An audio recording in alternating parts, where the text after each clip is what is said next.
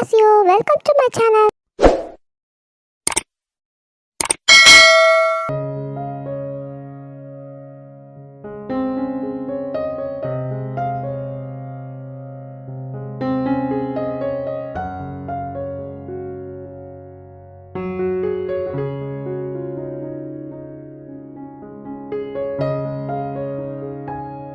செல்லக்குட்டீஸ் sister, நீங்கள் வந்து cheese my ஏஞ்சலோட season 2 கேட்டிருந்தீங்க. இது உங்களுக்காக, உங்களுக்கு மட்டும் இல்லை, எல்லோரும் பார்த்து என்ஜாய் பண்ணுங்கள். லைக் பண்ணுங்கள், ஷேர் பண்ணுங்கள், கமெண்ட் பண்ணுங்கள், அப்படியே மறந்துடாமல் சப்ஸ்கிரைபும் பண்ணிடுங்க. ஓகே, நம்ம ஸ்டோரிக்குள்ளே போகலாமா? ஆல்ரெடி உங்களுக்கு தெரியும், நம்ம சீசன் 1 வந்துட்டு ஜங்குக்கா வந்து எல்எல்பி பண்ணிகிட்டு இருந்திருப்பார். ஸோ இதில் வந்துட்டு அவர் எல்எல்பி முடித்து லாயர் ஆகிட்டார். ஓகே, அவர் வந்து லாயர். நம்ம ஜாஸ்மினும் ஒரு காலேஜ் ப்ரொஃபஸராக இருக்காங்க. அங்கே வந்துட்டு ஒரு நியூவாக அவங்களுக்காக ஒரு ஃப்ரெண்ட் கிடைக்கிறாங்க. அவங்க தான் ஜெனி, அவங்களோட ஹஸ்பண்ட் ஆரன். ஓகேவா, இன்ட்ரோ முடிஞ்சு இப்போ நம்ம வந்துட்டு அப்படியே ஸ்டோரிக்குள்ளே போயிடலாமா? மார்னிங் நீங்கள் ஃபஸ்ட்டு எழுந்து ஃப்ரெஷ்அப் ஆகிட்டு ஜங்குக்காவை வந்து எழுப்புறீங்க. ஜங்குக்கா ஜங்குக்கா அப்படின்னு காதுக்கிட்ட ஜங்குக்காவோ ப்ளீஸ் பேபி இன்னும் 2 minutes அப்படிங்கிற. 2 minutes 2 ஹார்ஸாக தூங்கிட்டு இருக்கீங்க, எழுந்துறீங்க. நீங்கள் ஒரு பொறுப்பில்லை லாயர் அப்படின்னு சொன்னீங்க. பருப்பாது போடி அங்கிட்டு அப்படின்னு சொல்கிறாரு. நீ இன்னும் திறந்தலை அப்படின்னு சொன்னாங்க. பேபி எனக்கு தூக்கமாக வருதுடி அப்படிங்கிறாரு. நீங்களும் வரும் தூங்கிக்கிட்டே இருங்க, நாள் பூரா தூங்குங்க, உங்களை மாதிரி தானே உங்கள் பொண்ணு இருப்பா அப்படின்னு சொன்னேன். ஏண்டி இப்போ அவளை இழுக்கிற அப்படின்னு சொன்னால் அவங்க பேபி பக்கத்தில் தூங்கிட்டு இருக்கா க்யூட்டாக. ஜங்குக்காவை அவளை தூக்கின்னு ஓரமாக படுக்க வச்சுட்டு, பேபி அவள் பாரு எவ்வளோ க்யூட்டாக தூங்குறாள்ல, ஒன்றை மாதிரி இல்லை, என் பொண்ணு என்ன மாதிரி அப்படிங்கிறார். ஆமாம் அப்படியே அப்பா மாதிரி சோம்பேறி அப்படின்னு சொல்கிறாங்க. என்னடி இப்படி சொல்லிட்டேன், நாங்களாம் எவ்வளோ ஜீனியஸ் தெரியுமா, நானும் என் பொண்ணும் சரி என்ன மாதிரி தான் வருவா பார், நாங்களாம் என்ன தான் தூங்கினாலும் ஜீனியஸாக இருக்கோம், ஒன்றை மாதிரி புத்தக புழுவாலாம் இருக்க மாட்டோம், நாங்கள் படிக்காத மாதிரி இருக்கோம், ஆனால் படிச்சிருவோம் அப்படின்னு சொல்கிறார். அது என்னவோ உண்மைதான் அப்படின்னு சொல்லிட்டு அப்புறமா நீங்கள் போய் உங்கள் பேபி எழுப்ப போகிறீங்க. ஜங்குக்கா அவங்கள பேக் ஹேக் பண்ணிவிட்டு மார்னிங்கே செம்மையாக இருக்கடி அப்படிங்கிறார். போதும் நானும் காலேஜ் கிளம்பணும், டைம் ஆச்சு அப்படின்னு. அடியே கல்யாணத்துக்கு முன்னாடி தான் காலேஜ் வரேன்னு என்னை விட்டுட்டு ஓடிடுவேன், இப்போயும் தேவா அப்படின்னு. இப்போ எனக்கு ஒர்க்கு இருக்குல்ல, போகணும் இல்லை. ஆமாம் ரொம்ப என்னையும் என் பொண்ணையும் விட உனக்கு ஒர்க்கு தான் முக்கியம் அப்படிங்கிறார் ஜங்குக்கா. சொல்லிவிட்டு கோச்சிக்கிட்டு ஒரு பக்கம் போய் நிற்கிறாரு. நீங்கள் அப்படியே பார்க்குறீங்க. திரும்ப ட்ராமா பார்க்க ஆரம்பிச்சுட்டு ஆடிட்டு நீங்கள் போய் அப்புறம் திரும்ப அவரை ஹேக் பண்ணிவிட்டு சரி சும்மா அப்படின்னு தெரியும் எனக்கு, என் பொண்டாட்டியை பற்றி எனக்கு தெரியாதா அப்படின்னு சொல்லிட்டு அவங்களுக்கு ஃபோர் ஹெட்டில் கிஸ் பண்ணுறாரு. நைட் பண்ணது பத்தலையா, மறுபடியும் ஆரம்பிக்கிறீங்களா அப்படின்னு. சேச்சா இல்லை பேபி, இது சும்மா மார்னிங் கிஸ் போதும், போய் ரெடி ஆகுங்க அப்படின்னு சொல்கிறீங்க. சரி அப்படின்னு சொன்னதும் அப்படியே உங்கள் பொண்ணையும் ரெடி பண்ணுங்க அப்படின்னு சொன்னேன். அடியே நீ பண்ணுடி, உனக்கு ரெடி வேலை அப்படின்னு கேட்குறேன். எனக்கு கிச்சனில் ஒர்க் இருக்குது, போங்க உங்கள் பொண்ணை நீங்களே ரெடி பண்ணுங்கன்னு சொல்லிட்டு. சரி போ அப்படின்னு சொல்லிட்டு ஜங்குக்கா பேபி எழுந்துரு தங்கம் அப்படின்னு சொல்லி ஒரு பேபி தூக்கிட்டு அது எந்திரிச்சது டாடி அப்படின்னு எந்திரிக்கிறா. குட்டி அவள் ரொம்ப க்யூட்டாக உங்களை மாதிரியே இருப்பா. அவங்க பேபி பேர் ஐரா குட்டி வாங்க ஸ்கூல் போகணும்ல அப்படின்னு சொல்லி ஜங்குக்கா தூக்கிட்டு போகிறார். டாடி நான் ஸ்கூல் போகல அப்படின்னு சொல்கிறேன். அச்சோ மம்மிக்கு தெரிஞ்சா அவ்வளோதான், டாடியவே அடிக்கிறா ஒர்க் போகலாட்டி அப்படின்னு சொல்கிறாரு. டாடி நீ இன்னுமா மம்மிக்கு டாடி வாங்குற, பாப்பா அதெல்லாம் சொல்லக்கூடாது, கம்பெனி ரகசியத்தை வெளியே சொல்லாத அப்படின்னு சொல்கிறார். சரி டாடி அப்படின்னு சொல்லி 2 பேரும் ஹைஃபை பண்ணிவிட்டு, டாடி நம்ம மம்மியை இவ்வளோ ஸ்ட்ரிக்டாக இருக்காங்க அப்படின்னு என்ன பண்ணுறது, அவங்க அம்மா ரொம்ப ஸ்ட்ரிக்ட் ஆஃபீஸராக வளர்த்துட்டாங்க, அதனால தான் அப்படி இருக்கா, இருந்தாலும் மம்மி ரொம்ப ஸ்வீட் தெரியுமா, எனக்கு தெரியுமே அப்படின்னு சொன்னேன். சரி வா நம்ம 2 பேரும் இன்னும் கொஞ்சம் நேரத்தில் கிளம்பி போல, உன் மம்மி எங்கள் மம்மி எடுத்து கன் எடுத்துகிட்டு வந்து ஷூட் பண்ணாலும் பண்ணிடுவாடி. என்ன டாடி இப்படி சொல்கிற, மம்மி ரொம்ப நல்ல மம்மி அப்படின்னு. ஆஹா அதுக்குள்ளே கட்சி மாறாடி, என்ன இருந்தாலும் என் மம்மி எனக்கு பிடிக்கும் அப்படின்னு. ஓகே அப்படின்னு சொல்லிட்டு என் பொண்ணாச்சே என்ன மாதிரியே இருக்கிற அப்படின்னு சொல்லிட்டு போய் ஒரு குளிக்க வச்சு எல்லாம் ரெடி பண்ணி அவங்களையும் கூட்டிகிட்டு வர்றாரு. 2 பேரும் கீழே இறங்கி வராங்க. நீங்களும் கிச்சன் எல்லாம் ரெடி பண்ணிவிட்டு பிரேக்ஃபாஸ்ட் சாப்பிடுங்க அப்படின்னு சொல்கிறாங்க. உடனே உங்கள் குட்டியோ ஐராப் குட்டி ஓடி வர, மம்மி அப்படின்னு, செல்லக்குட்டி டாடி மாதிரியே தூங்க முடிஞ்சாயிட்டீங்களே நீங்களும் அப்படின்னு. என்ன மம்மி நான்லாம் ரெடியாகி வந்துட்டல்ல அப்படி சொன்னேன். நீங்களாம் ரெடி ஆகலை, டாடி தானே ரெடி பண்ணி விட்டாரு உங்களை அப்படி. மம்மி நான் குட்டி பாப்பா மம்மி, நான் பெருசாக போனேன், நானே என்ன பண்ணிக்கேன். சரி செல்லக்குட்டி அப்படின்னு சொல்லிட்டு நீங்கள் அவளை தூக்கி உட்கார வச்சு ஊட்டி விட்டீங்க. உடனே ஜங்குக்கா, பேபி அவளுக்கு மட்டும்தான் ஊட்டுவியா அப்படின்னு கேட்குறாரு. அவள் தான் குழந்தை, நீங்களுமா அப்படின்னு. நானும் குழந்தை தாண்டி, எனக்கும் ஊட்டி விடுறி பேபி அப்படிங்கிறாரு. ஐயோ உங்கள் ரெண்டு பேர்த்தையும் வச்சுக்கிட்டு நான் இன்னைக்கு போன மாதிரி தான் காலேஜுக்கு அப்படின்னு. ஆமாம் இவன் பெரிய கலெக்டர் வேலை பார்க்குறா, காலேஜில் வேலை போகிற ப்ரொஃபஸர் தானே நீ, போகலாம் பொறுமையா அப்படின்னு சொல்கிறாரு. நீ சிரிச்சுக்கிட்டே சரி ஓகே அப்படின்னு ரெண்டு பேர்த்துக்குமே ஊட்டி விட்டுறீங்க. ஜங்குக்கு அவங்க கிட்ட சிலுமிஷம்லாம் பண்ணிக்கிட்டே இருக்காரு. நீங்களும் ஐயோ அப்படின்னு சொல்லிட்டு ஒரு வழியாக ரெண்டு பேர்த்தையும் ரெடி பண்ணி, சரி நீங்கள் அவளை ட்ராப் பண்ணிவிட்டு உங்கள் ஒர்க்கை பாருங்கள் அப்படின்னு சொல்லிங்க. நீ வரல அப்படி, இல்லை எனக்கு கொஞ்சம் ஒர்க் இருக்குது, நான் தனியாகவே போய்க்கிறேன் அப்படின்னு சொல்லிங்க. சரி ஓகே அப்படின்னு சொல்லிட்டு அவங்க ரெண்டு பேரும் கிளம்பிடுறாங்க. நீங்களும் அதுக்கப்புறமா ஜெனிக்கு கால் பண்ணி, மேம் நீங்கள் எனக்கு வரீங்களா அப்படின்னு சொல்லி கேட்குறீங்க. அவங்களும் ஜெனியும் வரேன்டி, என்ன மேம்லாம் சொல்கிறேன் அப்படின்னு. இல்லை என்ன இருந்தாலும் நீங்கள் எனக்கு சீனியர் இல்லையா அப்படின்னு. அதெல்லாம் ஒன்றும் இல்லை, நேமே சொல்ல போதும், எத்தனை டைம் தான் உன்ட்ட சொல்கிறது அப்படின்னு. சரி ஓகே அப்படின்னு சொல்லிட்டு நானும் வந்து ரெடி ஆகிட்டேன் வந்துட்டே இருக்கேன் அப்படின்னு சொல்லிட்டு நீங்களும் வீட்டிலேருந்து கிளம்புறீங்க. போனால் நீங்கள் போய் அங்கே இறங்கினதும் அங்கே வந்துட்டு ஒரு செயின் ஸ்னாப் நடக்குது.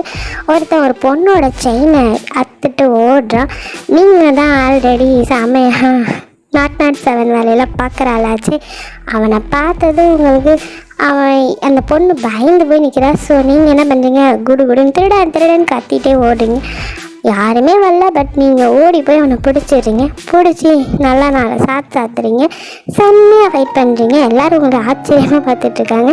நான் சாத்துனது இல்லாமல் அந்த செயினை பிடிங்கிட்டு அவனை விரட்டி விட்டுட்டு வந்து, இந்தாம்மா என்ன இப்படி செயினுக்கு பறி கொடுத்துட்டு பேர்ந்த முடிச்சு நிற்கிற, உன்னோட செயின் தானே, ஓடி போய் கூட பிடிக்க மாட்டியா அப்படின்னு.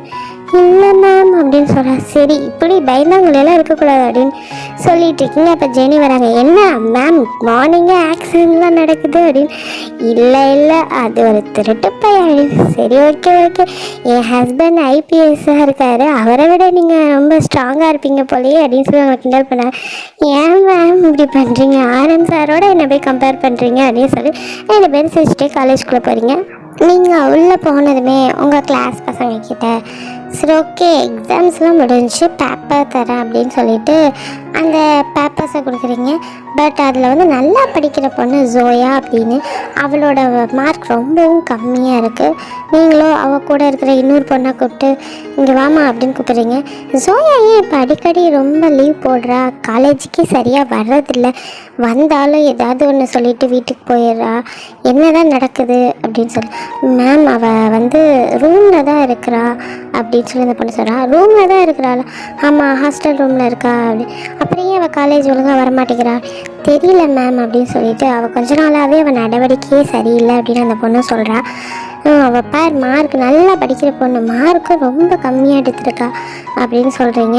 தெரியல மேம் நான் அவகிட்ட பேப்பர் கொடுத்துட்றேன் அப்படின்னு சொல்லி அந்த பொண்ணு வாங்கிட்டு போகிறேன்.